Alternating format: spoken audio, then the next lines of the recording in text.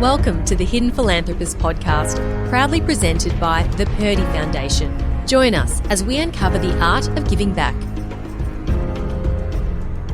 Podcast listeners, our special guest today proves that there are no boundaries, age limits or preconceived ideas when it comes to philanthropy. This Aussie legend is the youngest entrepreneur I've had the pleasure to interview today. He's dynamic and he's super cool. An incredibly inspiring individual, Jack Berne is making his mark in the philanthropic space and has discovered the art of giving back. We're here today with Jack Berne, the teen sensation that is now instantly recognisable to many people across Australia. Jack, you're the founder of Jack's Mates Foundation. You're the face of Fiver for a Farmer, and you're an all-round little legend.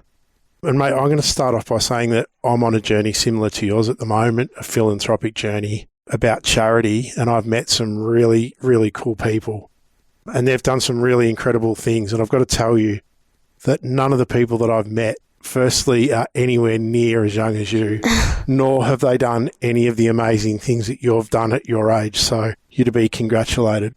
I'll kick it off. Your mother's words are that you're a force of nature, and it's true in what she says, that what you've achieved in the last few years is more than many have achieved in a lifetime. She tells me that there's two sides to you. There's two Jacks. Is that right? Yeah, you probably met the other Jack outside, but when I'm talking to you or on TV and stuff, I don't know, something lights me up and I get really excited about talking about things like this. How cool's that? So, mate, the two Jacks, there's a Jack at home. Your mum says you can't find anything and you lose everything. Yeah, I lost my school card today, so there's one on the tally. Okay, and then the other Jack is a Jack who has endless energy, who never stops, who can speak in front of hundreds of people and who inspires and helps the community, which is absolutely true. You've done an amazing job doing that. Firstly, we're going to learn about the two Jacks today, yeah? Yeah. You cool with that? Yeah, I'm happy with that. Okay, first Jack. I know you're a tight-knit family. You've got your mum, Prue, your dad, Mick. You've got your little sister, Ruby. And haven't been in contact now with your mum over the last few weeks. I know that she's super proud of you. She's been a tremendous support to you. Yeah. Tell me a bit more. Tell me about your family. What's family life like for Jack? Very close family, especially like just all around cousins, aunties, uncles. Like today, my cousin Millie brought me in. That's just how close we are, you know, always helping each other out. We all live on the northern beaches together, and mum and dad have always been my biggest supporters. They always told me this saying, you may be small, but your voice is mighty. And that's really been a big impact on my journey, I guess. For my age, I'm not the tallest kid in the world, but I have quite a loud voice and I like to use it. It's enabled you to do some really mighty things too, hasn't it, mate? Yeah, it has. Get to do so many cool things, and I'm very lucky. And my sister, she's pretty funny. She's 11 and we get on each other's nerves, but she's a great sister. What brother and sister doesn't get on each other's nerves? Hey? Yeah, that's true. There's your family. You're a tight-knit family. It was cool to meet your cousin today, and she was lovely, so thank her after the podcast for getting you here. Outside of your family members, who's had the biggest impact for you on your life? Oh, that's a tough one. Or is it your family members? Oh, yeah. If it's not like immediate family, it's definitely my cousins and stuff. Like growing up with them, one of my cousins is 5 days apart from me, and I just remember we did everything together. She's 31st of May, I'm the 26th, and we used to dress the same sometimes. We were that close, and yeah, I've just had so many cool relationships like that. Like all my other cousins, and Christmas Day is crazy, but yeah, my family, we're just all so close. Family's super important, isn't it, hey? Yeah, it is, yeah. So, mate, you've turned up today in your school uniform. That's really cool. So, schoolboy by day, you're here doing the other Jack at night. You must be either at school or working on your charity. I mean, you are a super busy kid. What does Jack do outside of school and his charity as the young man that you are for fun? What do you do for fun? Sport. Lots of sport. I've got a basketball game after this. And I love my basketball, love my rugby. I'm a half-back in rugby, so I yell a lot, which kind of is talking at the same time. So, you know, it all transfers over and... Helps with that big voice of yours. Yeah. In basketball, point guard, so also talking to people, telling people where to go. But I love my sport, and hanging out with mates is also really fun. Yeah, but that's about it. You're a busy boy, aren't you? Yeah, it's good fun. So, a quick one for you. I guess school at your age is very, very important. And albeit what you're doing is amazing. School is really important. How are you finding balancing between being so busy with all your commitments and integrating or involving that into your day? You've still got to have a normal day like every other kid, don't you? Yeah, I think me and Mum is very organised, and the way she sets stuff like this up, she just does it after school, before school. I don't know how she fits it in because I have a pretty busy schedule, but yeah, she makes it easy. But I don't really think about my charity like that much as a person, like just like going around talking to my mates at school. Doesn't get brought up too much, but occasionally if something about a drought or we're learning about rainfall comes up a fair bit. But yeah, it's pretty funny. Obviously, you've got a fair bit of media coverage through your charity work. How do your mates at school act to that? Do they treat you any differently? They don't treat me differently, but it's pretty funny. There's this video of me from maybe 3 or 4 years ago when it kind of just first kicked off, and it's a Clark's ad and I have to like dance in it. And so like every time we play sport or something and someone scores, they do the dance. The Jack Berne dance. Yeah, I copied Beyonce when like they go like that in the line. But yeah, and it's pretty funny, like stuff like that. Or okay, so you've got a lot of years ahead of you at school. In saying that, you're very well progressed down this path of your foundation now, like it's set up. You're doing some incredible work. Do you remember, how did it start for you? Because you've done this on your own, haven't you, mate? Yeah, well, the way it kind of started was I watched a BTN video, and that's behind the news, and it's basically the news broken down for kids. And I was just normal day, I was in year 4 watching BTN with the class. It's a thing that a lot of Aussie kids do. And yeah, the topic about the drought came up, and something about it just, I don't even know. It made me upset seeing kids, I guess, from other places having to skip school and skip sport because of the drought. And just like couldn't believe it really, and went home to Mum, and at that point there hadn't been really any media coverage. She was confused herself, and I just hopped on the laptop and brought up a Word doc, started writing, and all these ideas I had, trying to figure out how we could make a difference. And I just have had a dress-up day that week. I love dress-up days, like pyjama day at school. Those are always the most fun. So I thought, what better way than dressing up like a farmer? And I just used to think how bad the drought was. So instead of a $2 or $1 donation, it was $5. Yep. Then Mum's pretty catchy, and we were thinking of names, and a fiver for a farmer. Sent off the email with the idea and went to school the next day, not really thinking much of it. Mum was out at lunch with her sisters and got maybe 5 phone calls in a row from random numbers. One called back, picked up. It was Edwina Bartholomew from Channel 7. Okay. She was in tears over my email, and yeah, it was from there, got to go on Sunrise and Channel 9, Channel 10, any news platform, radios, newspaper. Yeah, we hit $20,000 in 9 hours after that. Yeah, that Sunrise morning. Yeah, it was pretty cool. And mate, tell me, how much have you raised in total now? 2.1 million. $2.1 million, and you're 13 years of age. Yeah, my parents are funny. They say don't peak at 13. But yeah, it's really cool. The Aussie spirit is just amazing. Cool, eh? We've seen it in the floods, fires. You just see it time and time again, and it's such a cool thing to be a part of. Yeah. Now, you've raised $2.1 million. Before you'd done Fiver for a Farmer, you hadn't really been involved in charity. You've set this idea up. It's taken off overnight. How quickly did you raise $1 million? About 6 weeks, I think. It was all very quick. Maybe a month, actually. Yeah, 4 weeks, something like that. But it was crazy. I just always think about it as if you had asked me at that, like before I'd watched that video, that like you'll be on Sunrise tomorrow, it wouldn't have happened. I have always had a big voice, but I didn't always use it. When I was a bit younger, I was a lot more quiet and reserved, and I hated public speaking. But I love talking now. So, mate, you love what you do now. What do you think it is inside of you that makes you want to help people so much?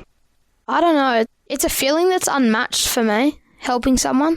I can't even put it into words. That feeling that rushes over you when you help someone is just like so super amazing. Cool. And is this something that you think that you learnt from your parents, or is it something to do? Because I know that you're involved in the church, aren't you, or in faith? Yeah, going to a Catholic school and going to church on like special occasions, and I've done all my commandments. Yep. Yeah. I guess my parents have really taught me a lot. They do a lot for me. They've brought me and my sister up very well. Yeah. So it's just been a bit of an all-round approach from your schooling and your amazing parents, and probably your tight-knit family's got a lot to do with it too, hey? Yeah, definitely. And mate, when did you notice after you've gone from starting it up to making $1 million? Yeah. One thing I'm going to say is you've got a saying, and I've wrote it down. It says one small act of kindness. Like, it only takes one small act of kindness. When did you know that your one small act of kindness was going to make such a massive difference? That $1 million mark. I just thought back to watching that BTM video. Sorry, I never really get emotional, but... Mate, it's good. Yeah. Mate, you know what? You do such a grouse job. Just so lucky. You are so lucky, mate. You're so lucky you do such an amazing job. You're such a little legend, mate. You know, if my son grows up to be half the young man you are, I'll be the proudest dad in the world. You do an amazing job. Your questions were really good, so I've never been asked questions like that before. That's cool. Yeah. Right, Jack, we've got one rule on my podcast. You're not allowed to make me cry, okay? You can make Ebony cry, but you can't make me cry. That's the first time I've cried about it. No, mate, you know what? It's super cool. I think that I'm not going to say anymore because I don't want to make you emotional. But I'm so proud of you. Yeah, it's cool. And to see how much it means to you is very cool. Yeah. So we're going to go back to the fun zone now. So outside of all the cool things that you've done, what's next for Jack? What are you going to do next? I don't know. I watch a lot of TV, and one of my favourite shows is Paramedics. My sister's on Paramedics. Really? True story. My It's sister's a paramedic on Paramedics. That's awesome. I love that show so much, and it just seems like such a cool job. And yeah, I guess again, like helping people, it's another like thing that I'd love to do. And also, I love my sport, so something like that would be cool. You've done Fiverr for a Farmer. Moving forward, what are you going to do with Jack's Mates Foundation? Because that's your main sort of gig now, isn't it? Yeah, it is. The best thing about it is I can make other ideas off of it. Yep. I guess now, like pandemic, floods, fires, it doesn't stop. So I guess I'm just going to keep trying to make a difference where I can. Yep. What are you doing with Jack's Mates Foundation? You're doing something for the floods now, aren't you? Yeah. This year we're going to do a $5 for a flood survivor. Yep. Yeah. I just think it's awful what those people have to go through, and especially, it was huge rain before and then it just keeps coming. Like this week we're meant to have lots of rain, and those people just need as much help as they can. We saw a board in Lismore, the community board, and the stuff that they didn't have access to, it really makes you think like how fortunate we are. Just simple things like bottled water. Yep. Toilet paper was a big one. Yep. You're doing little your food hampers, care hampers, aren't you? Yeah, that's exactly what it is, because those people deserve it. Yep. It's crazy what they have to go through. So $5 for a farmer, $5 for a flood survivor. Yeah. Mate, you're just going to keep rolling on helping people, aren't you? Yeah, it'd be great. It's such a great thing. Like, I'm so lucky to have the platform and the voice to help these people and all these people in need. Push that down for you. You've got the charity stuff, Jack's Foundation, which is Jack's Mates Foundation, which is super, super cool. There's another little story that I want to have a chat with you about, and that's about this pen pal. Is that right? Pen pal idea? Yeah, it's Pen Pal Club, but I had the first initiative as male mates. Yeah. And then there is so much legal work with pairing up student and student, because obviously people can pretend to be a student, which is a bit disappointing. And the team with us is just me and my mum. Yeah. So, yeah, we don't have kind of like that experience in all that law work. We've paired up with Australia Post, who have their own Pen Pal initiative already going, and we're going to do another big push for it and hope to get kids letter writing. Because and is that letter writing between from where and where? Other countries to here, or? Probably kids from the beaches to the bush. Yep. Yeah, well, I think it's just two different worlds almost. Like me being a kid on the beaches, I wake up and I walk outside and I can literally see the beach from my house. Yep. So, yeah, that's pretty cool. And then I can't imagine what it would be like being a kid on a farm. And I think that's such an interesting thing to learn about. And I just think letter writing's cool as well, especially now that we've got so much technology around us. Phones, laptops, whatever. You can call someone, like literally from this device. You can just click a couple of buttons and you can see this person. but letter writing, it's so cool when you get a letter for your birthday, like a birthday card. It's heartfelt and you put a lot of effort into it. So I feel like it's a cool thing to learn how to do.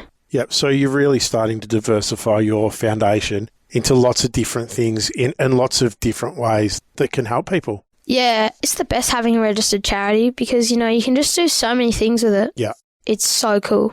And you're all about helping the people. One little reward that came back to you that I want to hear just 1 minute about was that you've told me you've just recently got back from LA, or actually not from LA, from the USA. You did lots of the USA. How did you get over there? Why did you get over there? So initially I was meant to go over there for the Kids' Choice Awards, which is with Nickelodeon. They're a kids channel, and I was nominated for an award. It got cancelled due to COVID, which is a bit disappointing, but they still gave us the trip, which is awesome. Yep. So for other kids out there that want to help or are trying to understand the feeling of helping others, what's cooler, the feeling you got from helping a whole heap of other people or your ultimate trip to America? Helping other people. It's not even a hesitation. It's the best feeling there is. Everyone's experienced it too. Yep. When you help a mate in school or help your teammates out in a sport, that feeling that rushes over you is just, it's amazing. And I always think to do one good deed a day, and I always tell people to do that, If it's letting a guy merge into traffic or helping someone do their math, it doesn't matter how small it is, it's one small act can make a difference. It's just that one little small act, no matter how big it is, it can make such a huge impact on someone's day. Yeah, and by doing one small act and one small act of kindness can result in some really amazing things. It doesn't take a lot. Yeah. You've changed so many people's lives. This has been a really cool journey for you, and it's all through the act of kindness, yeah?